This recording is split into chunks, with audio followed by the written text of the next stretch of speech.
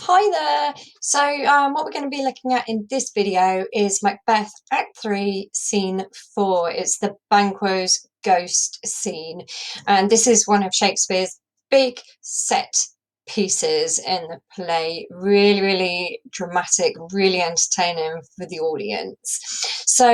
Before you even watch the scene, I think it would be a fantastic idea if you click on the link which is in the description underneath and read through Act 3 Scene 4 on SparkNotes No Fear Shakespeare. As I said, the link is in the description underneath. Before you go away and read that, let's quickly go through the learning question for today. What I'm hoping that you'll be able to do by the end of this video is fully understand what's going on in Act 3 Scene 4 so that you can make up your own opinion about it, and that's your assessment objective 1. I want you to be able to analyse some of the effects of the language and to be able to analyse the motif of blood, which is really predominant in this scene, in terms of its language at least, and that's AO2, analysis of language, form and structure, and then analysing that motif of blood in terms of the structure and thinking about performance, but I'll talk more about that after you've had a chance to watch the 2 videos. So the first thing I want you to do is pause this and go and have a read through the No Fear Shakespeare. The Shakespeare's on the left and the modern translation is on the right. So have a read through that and hopefully that will help you to understand what's going on in this scene. Okay, so hopefully you've read through it and you understand the scene. The next thing that I would like you to do, please, is to have a watch the 2 different versions that I've linked to in the description underneath of Act 3, Scene 4. The first one is Ian Mackellan and Judi Dench, and that's from the production that we watched quite a bit, Trevor Nunn's production from the 1970s. And then I want you to have a watch of the Patrick Stewart version that was directed by Rupert Goold. And when you're watching the Patrick Stewart one, something that we have talked about in class was how that motif of blood is developed in the performance. So can you really have a close look at basically everything in that scene that is dark red and why? Okay, so after you've watched those 2 video extracts, which should take you about 20 minutes, what you want to do in your books is answer those 4 questions, and you'll need to answer those in full sentences, please. So I'll just give you a little minute to go away and watch those 2 videos and to write your answers to the questions before I go through what I think the answers are. But because this is about performance, it is quite personal. Okay, I hope you enjoyed those 2 performances. And the first question is, do you prefer seeing the ghost or not? Now, from my point of view, I definitely prefer a production where I do see the ghost. For me, it's something that I really look forward to when I go and see a production of Macbeth, how they're going to manage the disappearing ghost, the way he appears and the way that he disappears. And I like that idea that I can see the ghost because it helps me to connect with the character of Macbeth, and it's kind of like that dramatic irony that Macbeth knows something's going on. I know that something is going on, but the other characters in the stage don't know what's going on. I say a bit later in this video, it's almost like panto, like when you're watching a pantomime and the villain is lurking around in the background, and the main characters on stage can't see what's going on in the background, and you're kind of shouting at the stage, he's behind you, she's behind you. It's really like that, and that's why I love to see the ghost when I go to see a production of Macbeth. However, having said that, I think Ian Mackellan is such a fine actor, and as someone wrote in the comments, he plays this kind of mad psychopathic leader so well that when we watch him acting it out without the ghosts there, it does add drama, and it does add to his edge, the fact that he's got so much power, that he's so bloodthirsty, yet at the same time he doesn't seem in control of his mental faculties. And I think that in that production they've done that on a purpose, because so many kind of charismatic leaders through history have been like that, like slightly unhinged, a little bit mentally unstable. I'm thinking of someone like Hitler, for example, here. So I think it is really effective with Ian Mackellan, but I think you do need an extraordinarily good actor, really amazing actor, to be able to pull that off, I think. And so I think the effect, as I've said, of not being able to see the ghost in the first version really, really heightens your worry as an audience member about how mentally unhinged Macbeth actually is. And then question 4, this motif of blood is really important through this scene and indeed the whole play. But you've got Lady Macbeth, you can see in the screen grab there, she's dressed in red. Later on, of course, she has blood on her hands. That's saying she has blood in her hands and she can't wash it off. And her red lipstick kind of painting her as a femme fatale. When Banquo steps onto the table, although most of the characters are drinking white wine in that scene, it's the large glass of red wine that gets knocked over, the blood red wine, and that stain seeps down the tablecloth as Banquo moves across the stage. And then, of course, the blood is all over Banquo's shirt, and the blood spatters on his face as well. What brings it to even greater contrast is a contrast between the white of the tablecloth, very pale skin that the actor playing Lady Macbeth has got. It doesn't look so pale in that screen grab there, but when you see the actual video, she does look really, really pale, and that contrasts with the red. So the tablecloth and her skin tone, and Banquo's white shirt contrasting with the red of the blood. So that's real performance detail. And if you did get an extract from Act 3, Scene 4, you could refer to that Rupert Goold production, and you could talk about how the director develops that motif using stagecraft. And that would be a really good genre point to bring into your essay, and you'd be ticking AO2 and you'd be ticking AO3 for that. But if you do decide to make that point, make sure that you quote the director as Rupert Goold, who's the director of that particular performance, so that you're bringing it in a really sophisticated way. Okay, so I said it was all about blood, and here are 2 of the key quotations from this scene, which we will understand and analyse as we go through the scene. But one which Macbeth addresses to kind of in response to the ghost, blood will have blood. And that is an expression that we still use nowadays. And then the other one, to kind of not excuse his behaviour, but to explain his future behaviour, is this one that Macbeth says to Lady Macbeth at the end of the scene: I am in blood stepped so far that should I wade no more, returning were as tedious as going o'er. And again, we'll discuss that quotation when we find it in the context of the whole scene, but just have those 2 quotations in your mind. And if you take nothing more away from this video, make sure you've got those 2 quotes. Okay, so it's time to do some annotation now. And lots of this annotation is going to be about understanding. So if you read through the Spark notes and you kind of got it really, really well, you might not need to make all the explaining quote annotations. You might want to just focus on the language ones. Okay, so just a little bit of context in the beginning. It says Act 3, Scene 4, they're in the hall in the palace, and this is the first formal event since Macbeth became king. And really, this should be the high point of Macbeth's narrative. So it should be the most enjoyable event. Everything on the right in the rising action has led to this moment. He should be able to relax and enjoy himself as king. So Macbeth starts off, you know your own degrees, sit down at first and last, the hearty welcome.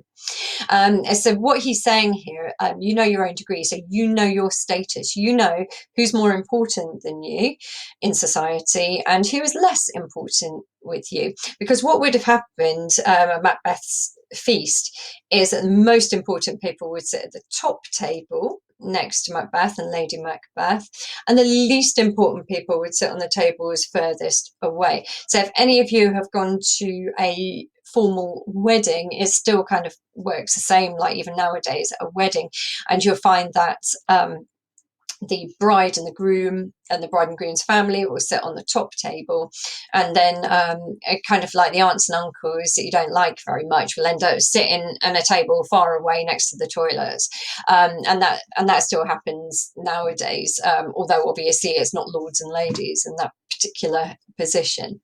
Macbeth is trying to be a man of the people, however, maybe because he wants to have fun and have some drinks and relax. Maybe, depending on the interpretation, because he's just trying to show that he's a really friendly king. He says just here, using that royal we that we discussed in the last video, ourself will mingle with society and play the humble host.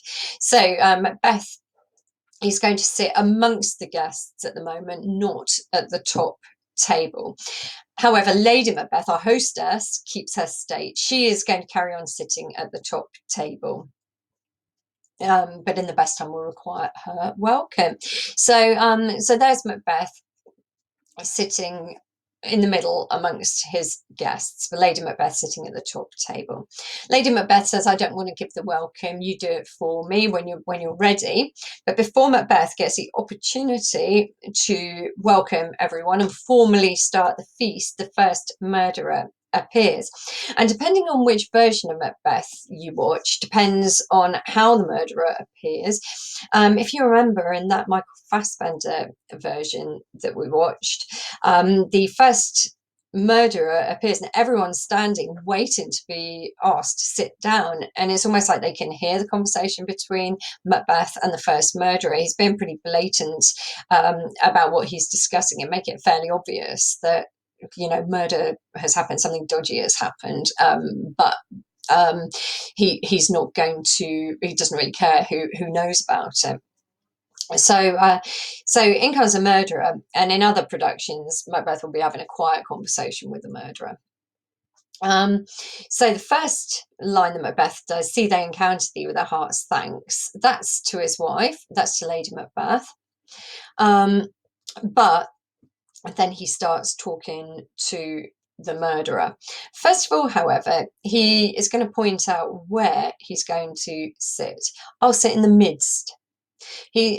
And the reason for this is he's trying to show that he is a man of the people, as I said. But also, he's saying this is the seat I'm going to return to after I have finished talking to this murderer. So this is a little bit of stagecraft here, because obviously when he comes back and he tries to sit in that seat that he's just picked out in front of the audience and in front of the other guests, he's going to say, oh, someone sat in my place. And no one sat in his place at banquet. So this is kind of building up a bit of stagecraft so we can understand where he's going to try to sit in a minute. Okay, so back to the murderer. He speaks to the murderer and says, there's blood on thy face. So I think he's a little bit shocked about that this murderer kind of turns up at his feast, like still with the stains of murder about him. However, Macbeth carries on the conversation. He says about banquets, he dispatched. And dispatched definitely does mean killed. That's one of the alternate meanings of dispatched. But it strikes me that, again, Macbeth is avoiding using that word murder again. So although dispatch does mean killed, quite often you'll talk about dispatching an animal, like for the dinner table. It almost sounds like he's talking about a parcel, or something like that. Is he dispatched? He's avoiding that word murder, and dispatch certainly doesn't sound as bad as has he been murdered, or even has he been killed. The first murderer is very bloody and brutal in the way that he talks. My lord, his throat is cut. I did that for him. And I did that for him. He sounds really, really proud of the work that he's done. And yet he's failed to kill Fleance. So actually, he probably shouldn't be proud. He should be a little bit ashamed of himself that no one managed to do Fleance, which Macbeth made patently obvious, that getting Fleance killed was equally as important to him as his father. Macbeth finishes by saying, "Thou art the non-parai," and that means you're the tops, you're without compare if you killed Fleance too. That's what Macbeth is hoping for. Notice here we talk about these personal pronouns, that when he talks to the murderers, all thou. In fact, anyone that Macbeth talks to now could be thou, because as king, everyone is like lower in rank than him. But for these Scottish nobles he's talking to, he does use the you to show the respect that they deserve and to keep friends. Okay, so here it comes. The murderer says, Fleance has escaped. Fleance has escaped. And Macbeth says, then comes my fit again. And is showing that he's in this kind of panic and fear. Is it a little, a very, very minor epileptic fit?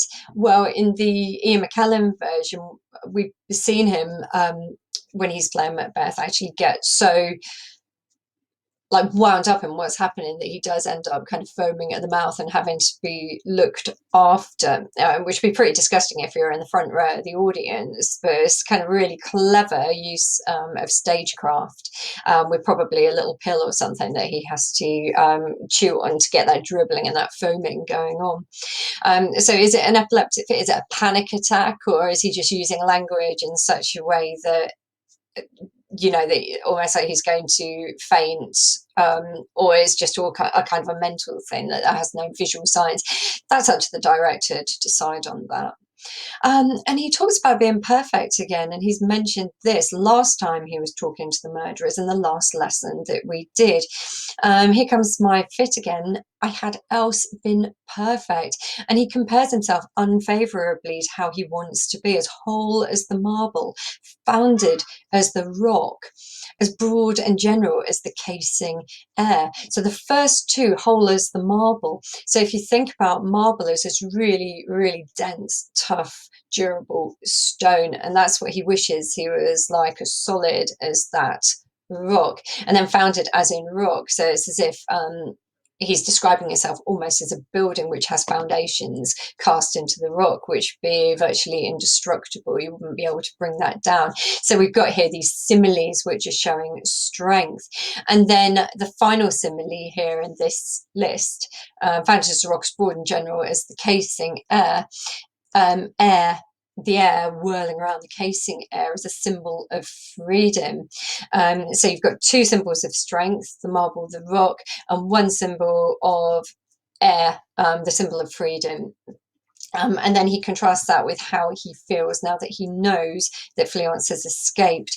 And he uses this alliterative list of three here. And this is how he actually feels. Now I am cabined, cribbed, confined. And those three words all indicate this kind of claustrophobia, this idea that he is trapped. And they all denote small spaces, like claustrophobia, like physical spaces. But as we know, Macbeth is very much trapped inside his own mind. So this is going to bring more troubling thoughts, more worrisome thoughts to him. And he explains that even more, bound to saucy doubts and fears. So he's talking there about his mental problems, his worries that get trapped in his head. So there he is, cabined, cribbed, confined. And previously he talked about my mind is full of scorpions, dear wife. And you can imagine being trapped in your own mind with all these worrying, saucy doubts and fears like scorpions nibbling away on your consciousness. That would be really, really horrible. So quite a strong comparison there. Now, the murderer replies, yeah, Banquo is safe. I, my good lord, safe in a ditch he bides with 20 trenched gashes on his head. So again, the first murderer is using this really, really brutal language, 20 trenched gashes on his head. So he said that he'd slit his throat, but more than that, it sounds like, well, like in the Polanski version with the axe that we saw, rather than the axe in his back, it sounds like he said the axe or a sword come down 20 times on his head. And if you track this image, this gets right in Macbeth's head, this image here, 20 trenched gashes on his head. Macbeth remembers this when he sees the ghost, and that can lead you to believe that the ghost is not real. It is a hallucination. It is a figment of Macbeth's imagination, because he's been given this brutal, like, no holds barred description here, and that image just keeps popping into his head when he sees the ghost in front of him. So it seems like that ghost is a creation of its own saucy doubts and fears, which pop in there, his own troublesome thoughts. Although these saucy doubts and fears are about Fleance, whereas these ones are just about that mental image he's got in his head. Macbeth says thanks for that, and he talks a little bit about Banquo and Fleance here, which I'll come back to explain more. What I want to think about now is the murderer exits. And I've got this image here from the Polanski. Do you remember when the murderers both exit from the hall? They're shown, I believe, by this guy who's bearing the torch here. They're shown a door, and when they get to that door, it's actually a dungeon, and they're both booted into the dungeon. So as soon as they've committed the assassination, the murder of Banquo, this brutal Macbeth gets his guards to kick him into a dungeon where they'll starve, die, and rot. So they've been treated really badly by Macbeth. Not surprisingly, really, he couldn't have them around to tell the tale. So really effective use of stagecraft there by Roman Polanski in that particular film version. Okay, anyway, back to this description here. Thanks for that, says Macbeth. There the grown serpent lies. So there he is in the ditch, the grown serpent. So it's a snake metaphor. Remember, he described to Lady Macbeth in Act 3, Scene 2, we have scorched the snake, not killed it. And now he refers to Banquo as the grown serpent. So now it hasn't just been scorched, that serpent has been killed now. He describes Fleance as the worm that's fled. So Fleance is the one who's got away. And he's described as a worm because that conveys his youth. However, if we read on, this is Macbeth's worry, his saucy doubts and fears. The worm that's fled hath nature that in time will venom breed. So what he's saying, though, at the moment, Fleance is just a worm. He's not poisonous at the moment. For now, he has no teeth at the moment. He's not dangerous at the moment because he's just a toothless worm. But in time will venom breed. In time, he will become poisonous and he will become a threat to Macbeth, because Fleance certainly will want to avenge his father's death when he gets older. At the moment, Macbeth tries to push that worry to one side, though. Okay, so he talks to the murderer again. Get thee gone, tomorrow we'll hear ourselves again. So he says we'll talk again tomorrow, but as I said in the Polanski version, no, the murderer doesn't see tomorrow, does he? He just sees the bottom of a dungeon. Okay, so back to the banquet. We've got Lady Macbeth talking to Macbeth again. My royal lord, she's been very, very respectful to him. You do not give the cheer. So you haven't formally welcomed your guests yet. She says the feast is sold that is not often vouched, while 'tis a making, 'tis given with welcome. To feed were best at home, from thence a source. To meet is ceremony, meeting would bear without it. And what she's saying here basically is like, honestly, if you don't welcome your guests and give a cheer, they might as well have stayed at home and had their dinner at home, because all the ceremony, all the formality, or the raising the glasses, giving a cheer, welcoming, and hearing maybe a little speech from your new king, that's what's going to give sauce to the meat. And it says meeting would bear without it. So a meeting would be boring if there wasn't a bit of ceremony, or not the meeting. A fancy meal would be really boring if there wasn't a bit of ceremony, and really your guests might as well have stayed at home. So get on with it, basically. Macbeth replies, sweet remembrance, thanks very much for reminding me. Good digestion, weight and appetite, and this kind of food metaphor is carried on thinking about the real food. And whilst this is going on, the audience will see, and the audience normally can see the ghosts. As I said earlier, this Act 3, Scene 4 is known as a set piece. So it's something that theatre goers will really, really look forward to. And in comes the ghost of Banquo. Macbeth hasn't seen it yet, but we do get this dramatic irony, don't we? So here had we now our country's honour roofed. So all the important people in Scotland are here in this room, sitting around these tables, waiting for their dinner. And he says, with a graced presence of our Banquo present, who may I rather challenge for unkindness than pity for mischance. So he's beginning to almost give himself away a little bit here, and actually using a bit of dramatic irony of his own.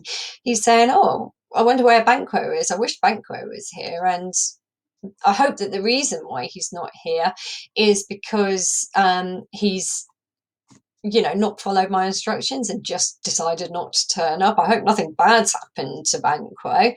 And we've got double dramatic irony here. First of all, the audience can see the ghost. So Macbeth is going, oh, I wish Banquo was here, and the audience are like, Banquo is here, he's behind you. So that's the first thing. But also it's dramatic irony, even without the ghost, because the audience know that Banquo's dead. And that's why I'm saying, like, Macbeth is bringing his own dramatic irony there, because he knows that Banquo's dead. He's going, oh, I wonder where Banquo is. So if you notice, every time Macbeth kind of mentions Banquo in this scene, Banquo pops into the scene. So it is a little bit of pantomime for the audience. And there is our Banquo from the Polanski version, all covered in blood, which, as I keep saying, is the major motif in this scene and indeed the whole play. So something for you to think about here: is Banquo's ghost real? Is it a real ghost? Something that the Jacobean audience probably would have believed in ghosts. They would have believed in people who have unsettled business, who've just been killed, wanting to hang around in purgatory, not go straight to heaven so that they can settle their unfinished business. So is it a real ghost, or is the ghost more likely to be a symbol of Macbeth's guilt, his guilty conscience? What do you think?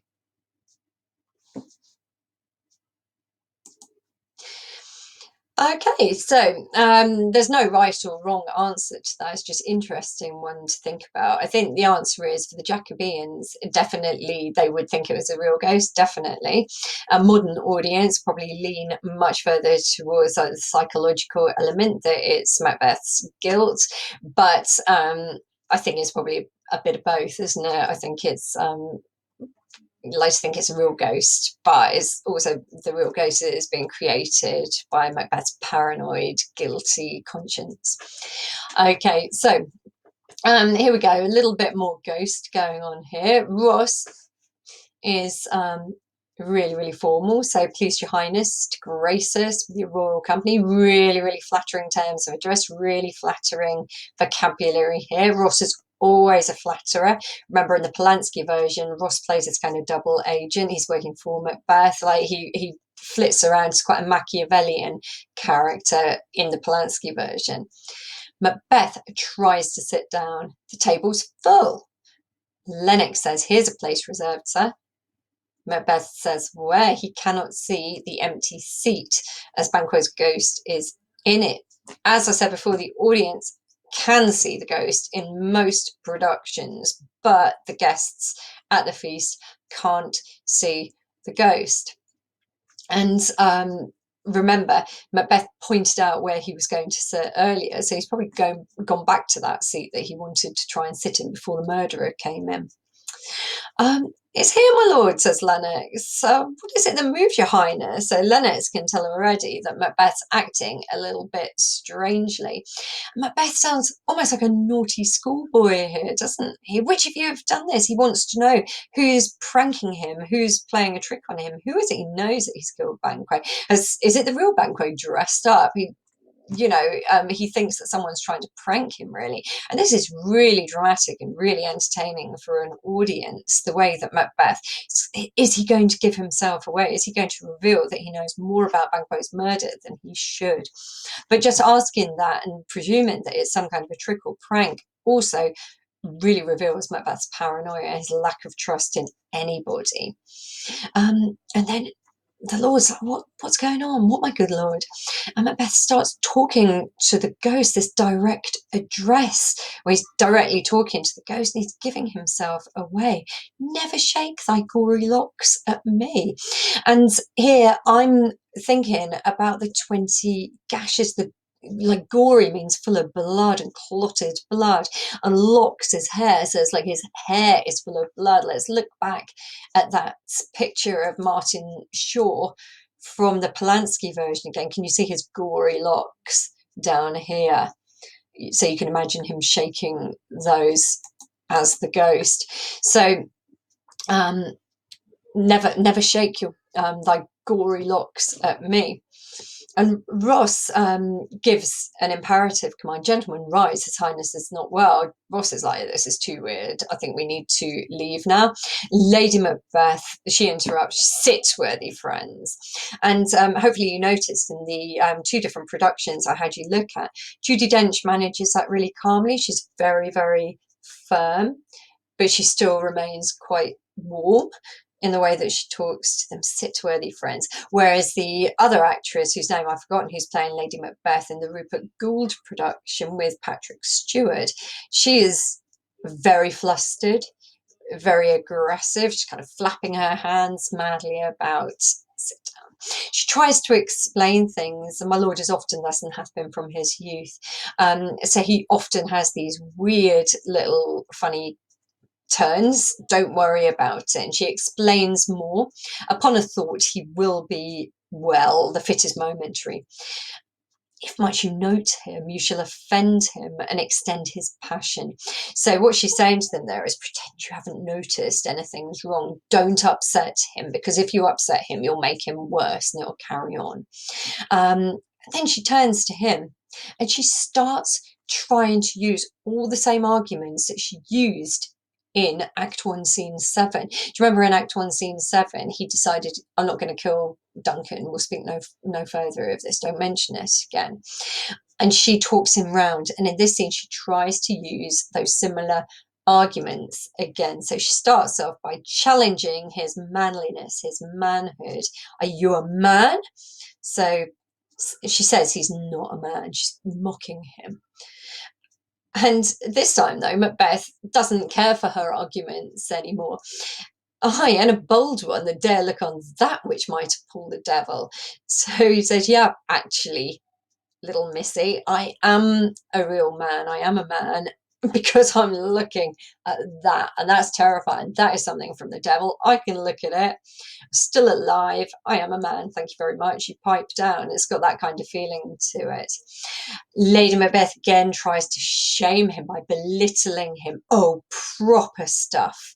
She says, this is a very painting of your fear. This is the air-drawn dagger which you said led you to Duncan. So you're just imagining things. Man up. That's what she's saying. So she's again trying to shame him here. It's all in your imagination, you silly, weak man. She goes on further. She says, oh, these flaws, and starts imposters to true fear. So remember, he said, oh, I wish she managed to kill Fleance because I would have been perfect. And here she talks about his flaws as as if something is missing, as if something's ripped out of his personality. So maybe that's where he gets his notion of perfection from, because Lady Macbeth is picking him apart all the time, these flaws and starts. So she describes him seeing the ghost as a woman's story at a winter's fire, authorized by her granddam. So what she's saying there is, oh, this nonsense you're talking about ghosts is like when grandma's sitting around the fire gossiping with all the women, and she says, oh, tell me that scary story about. So that's what she's saying. So here she's basically saying, you're like a woman, you're behaving like an old woman, you're behaving like a girl. And she says, shame itself, why do you make such faces? When all's done, you look upon a stool. So she's saying to him, you're just looking at an empty stool, you're looking at an empty chair, and you're having all these fits, and you're not perfect, you're not a man, you're not a proper man, you're more like a woman telling a silly story. But Macbeth simply doesn't care, and he's not listening to her at all. He says here, prithee, see there, behold, look, lo. And she's going, look, there's the ghost, it's over there, look at it, please, prithee, please look at it over there. And he stops talking to Lady Macbeth, starts talking to the ghost again. How say you? Why? What care I? If thou canst not, speak too. So he's trying to get the ghost to talk to him, because you know, just almost kind of mocks him. I think in both of the versions that you watched at the beginning, the ghost is kind of mocking him with a sly smile. So when I say both of the versions, obviously there isn't a ghost in the Ian Mackellan version, but in the Polanski version, Banquo definitely kind of gives a mocking kind of look towards Macbeth. Now Macbeth talks to the ghost, and he's like, what is going on there? And what it means is, if the dead keep coming out of their graves, the birds will eat their flesh, so why bother burying them in the first place in a grave?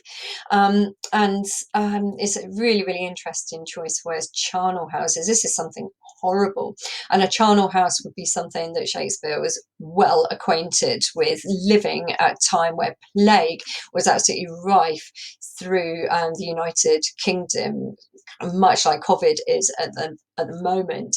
So what a charnel house is, as you can see in this description here, a building or a vault in which corpses or bones are piled, in a place associated with a violent death. And definitely during time of plague and during time of war, where there isn't time to give everyone an individual grave, there isn't the space to give everyone a private burial, or so many people are dying that the family just simply doesn't have enough money to do that, then charnel houses would be used. And you can see this example here. They're often used in hot countries as well, because then the flesh rots more quickly. Is quite disturbing. And there's this picture of this kite, and I think that people really feared in Shakespeare's time that if they didn't have a proper burial, birds of prey would come and pick over the bones, like a red kite or a black kite, or even scavenger birds, like a vulture, for example, would come and pick over those bones. And that's what he's saying, like the dead should not be coming out of their graves, because otherwise what would be the point of burying them? We might as well just leave them for the birds. Off goes the ghost of Banquo, and Lady Macbeth gets another dig in at her husband, quite unmanned in folly. And folly means foolishness, and unmanned obviously means that he's not acting like a man. So what this means is you're very silly, you're very foolish, and you are unable to act and even talk to your guests. And then she keeps going, fie for shame. Okay, so we've got some mention of blood here again. Blood hath been shed before now, in the olden time, before human statute purged the gentle will, aye, and since 2 murders have been performed, too terrible for the ear. The times have been that when the brains were out, the man would die, and there an end. But now they rise again with 20 mortal murders on their crowns, and push us from our stools. This is more strange than such a murder is. So in this section, Macbeth is referring to murder that has taken place across time, but he's certainly hinting towards the recent and brutal death of someone quite recently, which he's kind of comparing these murders through times to. And he uses that word murder when he's talking about historical deaths. And what he's saying is, you know, back in the day, if you killed someone and you bashed their brains out of their skull, then they'd actually stay dead. You know, perhaps he's suggesting that they would go straight to hell and not be able to like rise from the dead here. And do you remember what I said about this 20 gashes that the first murderer talked about the state that he left Banquo in? And here's this number 20. Up it comes again. So hopefully you're building up a picture. This has really got into Macbeth's psyche, hasn't it? This idea of his friend Banquo, his partner in arms, his fellow soldier that he fought side by side with in such a recent battle, who he's had assassinated so brutally. And he's still thinking of this image of his friend being murdered at his command, lying in a ditch with the 20 gashes on his head. I thought that crowns, obviously the crown of your head is here, but I thought it was a really interesting word choice, because why is he paranoid about Banquo? Well, it's because of fleance, isn't it? Like, your children will be kings. So that word crowns, if you're going to analyse it, he's thinking about 20 gashes on the top of Banquo's head on the crown. But obviously, as a kind of like almost like a Freudian slip there, a Freudian meaning, crowns thinking about fleance, Banquo's children becoming kings. Okay, so he's beginning to kind of give himself away, I think, just there. But Lady Macbeth wants to push on with the dinner. So my worthy lord, being really respectful to her husband in front of people, only being harsh to him quietly to one side. Your noble friends do lack you. Oh, I do forget, says Macbeth. Do not muse at me, my most worthy friends. So he's using this word, my most worthy friends, not just my worthy friends, my most worthy friends. So it is a superlative adjective, but that most is working as an intensifier. So it's strengthening the meaning of the word worthy to create this real flattery that he is doing. And he describes his illness. I have a strange infirmity. He says, I have a weird condition or illness. People who know me well basically know that it's nothing and it just passes. And he desperately wants to enjoy his time, doesn't he? Give me some wine, fill full, I'll drink to the general joy in the whole table. This is meant to be his dramatic high point. This is meant to be the most exciting moment of his life. He's king. He's got there. He's got what he set out to do, and he should be enjoying it. And he's not, because this ghost keeps appearing. And what does he do? He makes a really silly mistake. He talks about Banquo again. To our dear friend Banquo, whom we miss, would he were here. Now, in this version, it says re-enter the ghost of Banquo just down here. In the Oxford version of Macbeth, which I've also been using for my annotations, it says re-enter ghost of Banquo just up here. So, you know, it doesn't really matter where it comes in.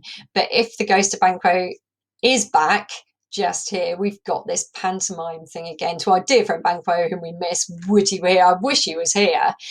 And again, you've got this idea that the ghost is there, but Macbeth hasn't seen him yet, just depending on where that stage direction happens to fall. But as a director, you can decide when he's going to enter anyway. So, as I said, every time Macbeth mentions Banquo, Banquo appears. And again, that could be an argument that this ghost is simply a symbol of the guilt and the paranoia in Macbeth's mind. Okay. What I wondered, and again, there's no right or wrong answer to this, is how would you direct those guests if you were director? Would the guests be pulling faces, giving each other looks? Do they think it's odd that he keeps mentioning Banquo's absence? That's something where he is actually giving himself away. Like he's kind of going on about Banquo actually a little bit too much, and maybe that would rouse suspicions in their mind. Okay, so some nice illustrations here, and hopefully you'll remember this bit when we go through it. Macbeth is not keen on this ghost at all, and he reacts more strongly this time than the first appearance, even of the ghost. Avaunt, that means go away, and quit my sight, let the earth hide thee. So he's like, go away, get out of my sight, be swallowed up in the earth, like kind of get back to your grave, get back in your ditch, go to hell even, it could mean. He says thou hast no speculation in those eyes. You can't see with those dead eyes, which thou just glare with. So the ghost is being told, the actor playing the ghost is being told to glare at Macbeth. So it's one of those embedded stage directions there, isn't it? Lady Macbeth, while Macbeth is having his little conversation with the ghost, turns to the guest. Think of this, good peers, but as a thing of custom. It is no other, only it spoils the pleasure of the time. Oh, she says, this kind of behaviour happens to him all the time. It is just bad timing this time. Unfortunately, it's spoiling our lovely evening, it's spoiling our lovely meal. Normally this happens in private. I'm really sorry about this. Okay, and Macbeth, in the meantime, still talking to Banquo, or the ghost, and he's saying, approach thou like the rugged Russian bear. So we've got some lovely alliteration going on there, rugged Russian bear, with all those R's. So there's a picture of a rugged Russian bear just there. The armed rhinoceros, or the Hircan tiger. So this was a legendary tiger. I put a Sumatran tiger up there, but the Hircan tiger was a legendary tiger that was meant to be even more fierce than a normal tiger. So he's saying, I would prefer you to come at me like a rugged Russian bear, a rhinoceros, an armed rhinoceros, or a Hircan tiger. I'd prefer that to Banquo. So he's kind of suggesting, if you're not Banquo's spirit, if you're just some random evil spirit, please can you be one of these vicious, terrifying predators instead? He said, come to me as one of these guys, and I promise you that I won't tremble. He's like, even if you're Banquo, like, come to me alive and with your sword and challenge me to a duel, as that kind of thing. Dare me to the desert with my sword. So now he's suddenly decided he'd rather go one-to-one with Banquo and have a sword fight with him. At least that would be honourable if he was challenged like that. But Macbeth chose the dishonourable way. So again, that could be his guilt speaking. Like, he should have challenged Banquo to a duel and fought him and killed him the honourable way by being the better warrior. And he said, if I was fighting you, Banquo, one-to-one, like hand-to-hand duel, and I was trembling, then you could call me a girl if you want to. But at the moment, with you like that as a ghost, I'd prefer to face a predator, actually. So the ghost vanishes after this. After he calls it an unreal mockery. He says hence means go away, and unreal mockery means a hallucination. And he's so relieved when the ghost goes away. He says, I am a man again. And he turns to his guest, pray you sit still. And this to me suggests the fact that he has to say that, sit still, that people are starting to leave. And he's like, no, the ghost's gone, no, I'm fine, sit yourselves down and we'll get on. Lady Macbeth turns and has a sly dig at him again. You're displaced the mirth, broke the good meeting with most admired disorder. You've absolutely ruined the mood this evening with your embarrassing behaviour. So she's still trying to shame him there. And then Macbeth he kind of starts talking to Lady Macbeth, but then talks to everybody. And he's addressing the whole crowd, the guests, as if, like, kind of presuming that they've seen the ghost as well, but they haven't. He says, can such things be and overcome us like a summer's cloud without our special wonder? You make me strange even to the disposition that I owe, when now I think you can behold such sights and keep the natural ruby of your cheeks when mine is blanched with fear. So he's saying, God, you lot, how can you just sit there and keep all the colour in your cheeks, having seen what we've all just seen, look, I'm white as a sheet. I've gone pale with fear, but you've all just sat there and you're absolutely fine about it. Um, and Ross says, what sights? What are we meant to have seen? Because, sorry, we haven't actually seen anything. Um, and Macbeth just seems to have lost his reason. He doesn't get it that he's the only one who's seeing this ghost. Going back to the simile here, can such things be and overcome us like a summer's cloud? And this really simple little simile is saying, when you have like the most perfect late spring or summer's day and it's really warm and you're kind of basking in the sun, and then just a little cloud goes across the sun, and all of a sudden it's kind of dark and shadowy, and it gets really, really chilly really quickly when that happens. And that's what he's describing there. And he's saying, my goodness, like this ghost that we've all seen has come in like a cloud going across the sun in summer. How can such a silly thing make such a difference to the mood?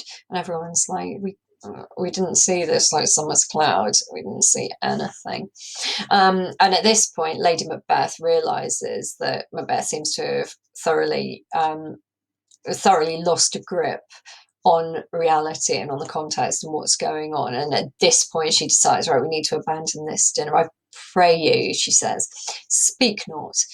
He grows worse and worse.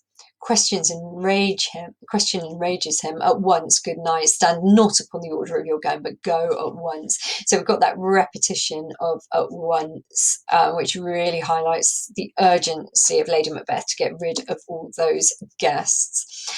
We've got all the imperatives. Speak not. And then she bids them farewell, good night. Another imperative, stand not upon the order of your go. And all the formalities have been forgotten. You don't need to leave like in the right order. So all the posh people don't need to leave first. Just go any way that you can get out of here as soon as you can, because she realizes that Macbeth is going to say something that he won't be able to get back from if she allows him to carry on, because he has lost all mental grip of what's going on around him.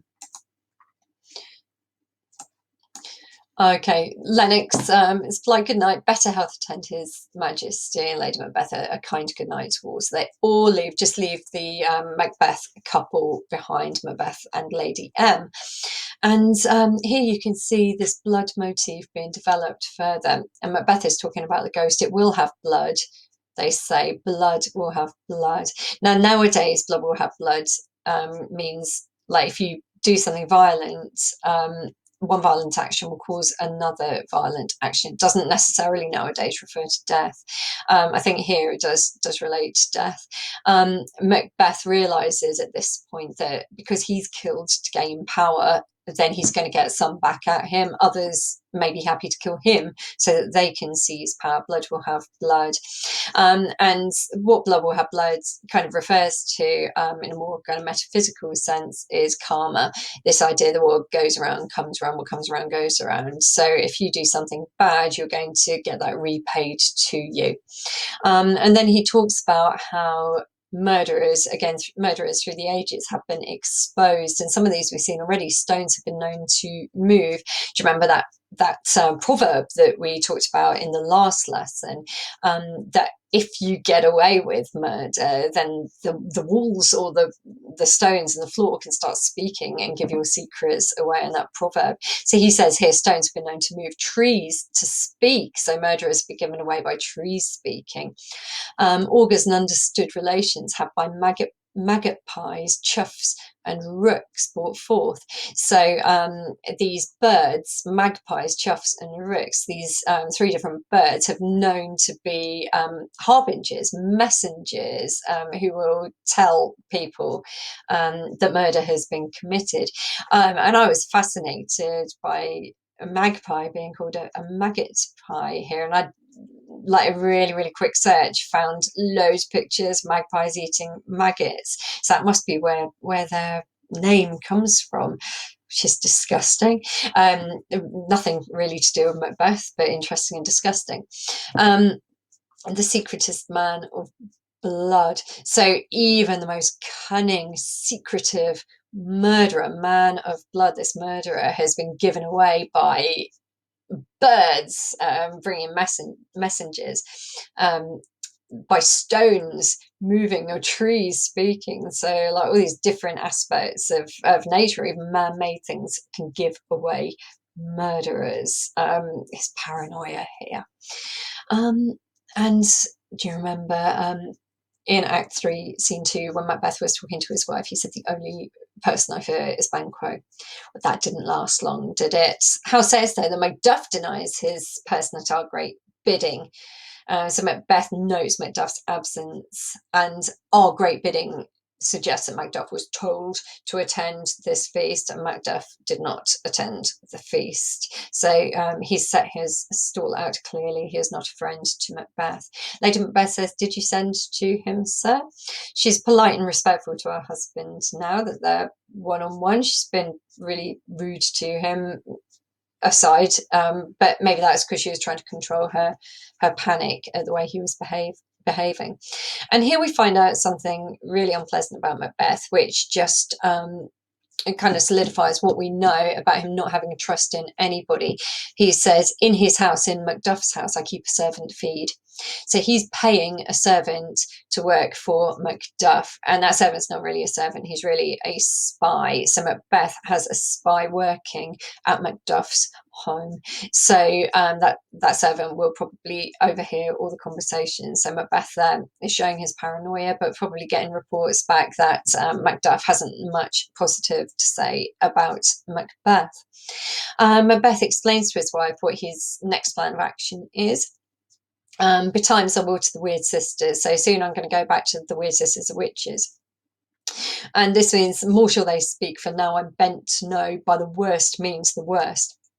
So the worst means the witches, because they are agents of evil. And the worst, he's expecting bad news about his fate. He's not expecting it to be good. And here's this quotation that we kind of started off the lesson with: "I am in blood stepped in so far that should I wade no more, returning were as tedious as go o'er." And if you notice, this is also a rhyming couplet as well: more and or for over.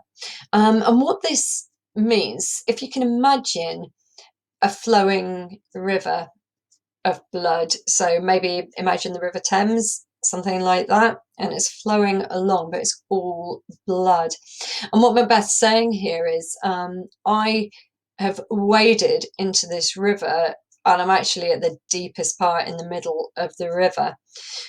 And rather than turning back and trying to get out of the river the way that I went in, I might as well just keep on going now, because it's going to be boring turning around and going back. But if I just keep going through this river of blood, it makes no difference at this point. That's what he's suggesting here. So it's like, I've killed Duncan and I've killed Banquo. My soul is already condemned to hell, so I might as well carry on killing. And it does not take a very clever person to infer, to read between the lines and realise that he's referring to Macduff at this point. I don't think what any of us could have imagined, particularly not Lady Macbeth, is that part of that blood that he'd stepped in and that he was intending to step in more was going to be the entire Macduff family. I think that we're all thinking it's just going to be Macduff, but no, it's going to be the entire family. And of course that comes back to really, really upset Lady Macbeth later in the play. It's one of the things that clearly sends her mad. The Thane of Fife had a wife, where is she now? It's something that Lady Macbeth is unable to come to terms with later on in the play. So that's what he's saying there. He's saying, I've killed unlawfully so much already. I've got so deep into the slaughter that I might as well just keep on trucking through. That's what he's saying. Okay, so he goes on to say, strange things I have in head that will to hand. So he's saying, like, I've got all these worries, these niggles, these doubts in my head, and instead of keeping them in my head, I'm going to turn them into action in my hand. And I imagine that weapon, that dagger or whatever in his hand, will to hand, which must be acted. So it shows that he is resolved to action. And I've suggested here, what is his action going to be? Well, is it going to be about seeing the witches? Yes, he's already said that. Is it going to be about killing Macduff? Yep, that's what it seems like. As I said, realise that this action, this will to hand, which must be acted, that he's thinking about, is going to involve the slaughter of so many innocent children and women, not just Macduff himself. Lady Macbeth says to him, "You lack the season of all nature's sleep." And I think that she's almost trying to suggest that he's being quite irrational because he hasn't been sleeping properly. But she doesn't push it further than that at this point. I think she probably realises that she's pushed her luck. So that's how she finishes, by saying, don't make hasty decisions until you've had a good night's sleep. But we all know that that's something that Macbeth has not managed to do. Okay, so that's the whole of the scene, and hopefully you understand that now. If there's any bits you don't understand, you can wind back and watch them again, and hopefully you've got all your notes down. Really recommend that Spark Notes No Fear Shakespeare as well, if you didn't read that through the first time. But your task today is going to be some comprehension questions. So I've got them all up here, but obviously those are also in the sheet, which you can get to from the link in the description underneath, and then you can just type the answers straight onto the sheet. If you are going to go into your books with this one, or you're going to make notes by using these questions, then you will need to include the question in the answer, so that when you come to revise it for your GCSEs, you've almost got like a mini essay there in front of you, because if you put all the questions together, it would be a lovely, clear summary of the whole scene, okay, to help your knowledge and understanding. So once again, if you have any problems, add a comment underneath and I'll try to explain anything that you don't understand, or send me an email or contact me through Microsoft Teams. Good luck with the comprehension questions, and I'll see you for the next video, which is going to be about the structure of Act 3, Scene 4. After that, we're going to have a lovely whistle-stop tour of Macbeth in Act 5. Bye for now.